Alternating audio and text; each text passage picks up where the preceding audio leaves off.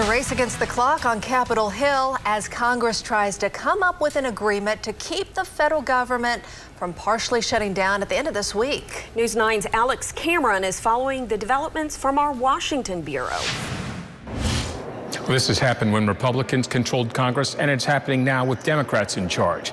Leadership resorts to a short-term extension of the previous budget because, for whatever reason, they can't get a new budget done. What's really happening is Chuck Schumer has really botched the schedule in the Senate. Senator James Lankford says Senate Democrats have been preoccupied, failing to do the hard work needed to move the appropriations process forward. They've been so focused on this big reconciliation bill, all these other big spending bills, the voting bills, and everything else. They've not done the basic bills that have to be done every year. How can they possibly get a budget done when they're throwing out money in a ridiculous number? Congressman Markwayne Mullin says political considerations aside, the Democrats' failure is a win for Republicans since another continuing resolution would keep funding at an acceptable level. It's not a way to govern, but hey, it holds the numbers to Trump's policies and Trump's numbers. Still, he says agencies like the Pentagon function best when they have funding certainty, which is why he thinks at this point they should just extend current funding through the end of the fiscal year next September instead of into January or February as is being discussed. The chances of you getting